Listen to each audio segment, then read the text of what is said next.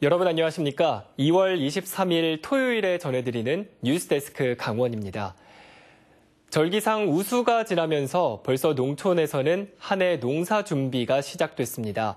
올해는 저수지에 물이 충분해서 우선 봄철 물 걱정은 덜었지만 이상 기후로 인해 갈수록 심각해지는 이 돌발 병해충이 걱정입니다. 권기만 기자입니다. 원주에 있는 한 저수지. 눈과 얼음이 녹기 시작하면서 물이 찰랑찰랑 모습을 드러냈습니다.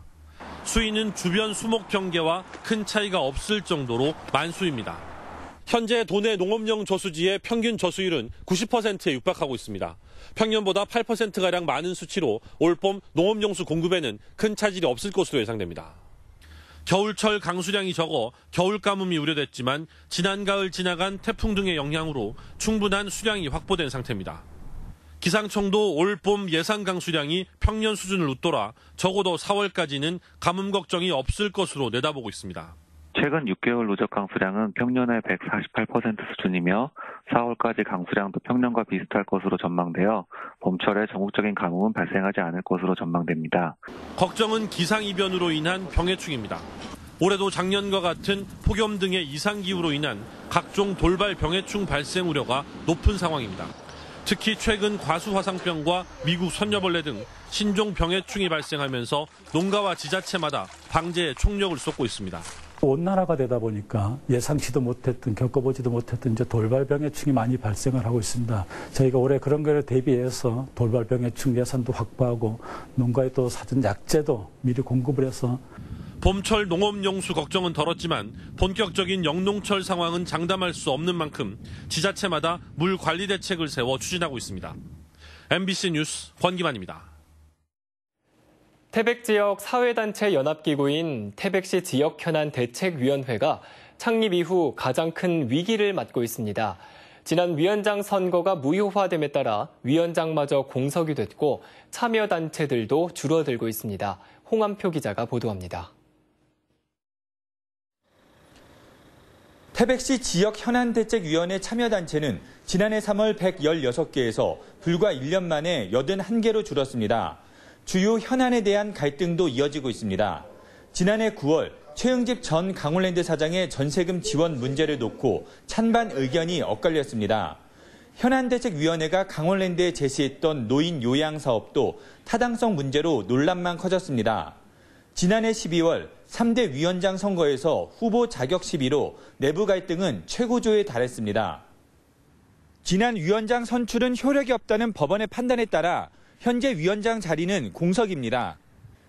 이사회에서 위원장 재선거 등 정상화 방안을 논의해 결정할 예정입니다.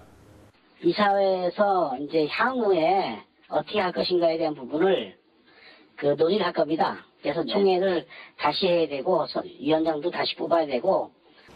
단체마다 의견이 다르고 갈등이 커서 봉합까지는 적지 않은 난관이 예상됩니다. 시민단체들은 고도로 계층화된 조직을 요구하지 않기 때문에 가능하면 많은 사람들의 의견을 결집하는 게 좋아 보입니다. 그들의 의견을 이렇게 통합하고 흡수해 주는 것이 좋은 방향이라고 봅니다.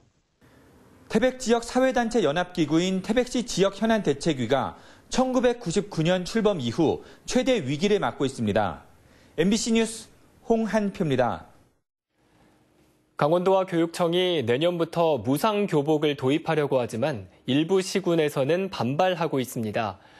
현재 무상교복을 지원하고 있는 지역은 정선과 철원이며 삼척과 양양, 홍천과 양구, 화천과 횡성은 조례를 제정하고 다음 달 신입생부터 교복 구입비를 지원합니다. 하지만 속초를 비롯한 일부 시군은 무상교복 지원에 여전히 부정적인 입장을 보이고 있습니다. 이에 따라 강원도는 오는 26일에는 교육청과 오는 3월 8일에는 각 시군과 잇따라 회의를 갖고 사업비 분담률 등을 논의할 계획입니다. 제선충병 피해 확산 방지를 위해 봄철 소나무류 무단 이동에 대한 집중 단속이 실시됩니다. 산림청은 소나무류 취급업체와 화목 사용 농가 등을 대상으로 다음 달 5일까지 궤도 점검을 실시하고 오는 12일부터 13일까지는 지자체와 함께 합동 단속을 벌인다고 밝혔습니다. 소나무류 반출 금지 구역의 이동 제한 조치를 어기거나 감염목을 땔감으로 사용하는 행위 등을 집중 단속하며 적발될 경우 관련법에 따라 벌금이나 과태료 등을 부과할 방침입니다. 도내 고속도로에서 올해만 559명이 교통법규 위반으로 경찰에 붙잡힌 것으로 나타났습니다. 강원지방경찰청 고속도로 순찰대는 고속도로 위에서 24시간 암행 순찰대를 이용해 집중 단속을 벌인 결과 현재까지 과속과 난폭 운전 등 각종 교통법규를 위반한 운전자 559명을 적발했다고 밝혔습니다. 전국 동계체전에 참가하고 있던 대한스키협회 부회장 59살 이모 씨가 숨진 채 발견됐습니다. 경찰에 따르면 이 씨는 지난 22일 새벽 5시 40분쯤 평창군 대관령면의 한 리조트에서 잠을 자다 숨진 것으로 추정되고 있습니다. 경찰은 호텔에 함께 묵었던 신고자를 상대로 경위를 조사하는 한편 오는 25일 부검을 실시할 예정입니다. 도내 고속 시외버스 업체인 강원고속노사의 임금 협상이 총파업을 앞두고 오늘 새벽 극적으로 타결됐습니다. 강원고속노조는 어제 오후 2시부터 오늘 새벽 1시 40분까지 12시간 가까운 긴 협의 끝에 오늘 새벽 2시쯤 강원지방노동위원회에서 협상안에 합의했습니다. 지난해 강원도의 광공업 생산 활동이 저조했던 것으로 나타났습니다. 동북지방통계청은 지난해 강원도의 산업 생산 활동 수준을 나타내는 광공업 생산지수가 전년에 비해 10% 감소했다고 밝혔습니다. 반면 서비스업 생산지수는 2% 증가하고 소매 판매액 지수는 2.4% 늘어났습니다. 강릉시가 마이스 산업 육성을 위한 조례를 마련합니다. 강릉시는 동계올림픽을 계기로 호텔과 리조트 등 대형 숙박시설이 들어서고 컨벤션장이나 대형 회의장이 갖춰짐에 따라 마이스 산업을 육성하기로 했습니다. 이에 따라 마이스 산업을 담당하고 육성할 전담기구와 협의회를 운영하고 각종 회의와 전시회를 유치하는 단체에는 행정, 재정적 지원을 할 계획입니다. 마이스 산업은 대규모 회의나 포상 관광, 컨벤션, 전시회, 그리고 이벤트 등을 뜻합니다.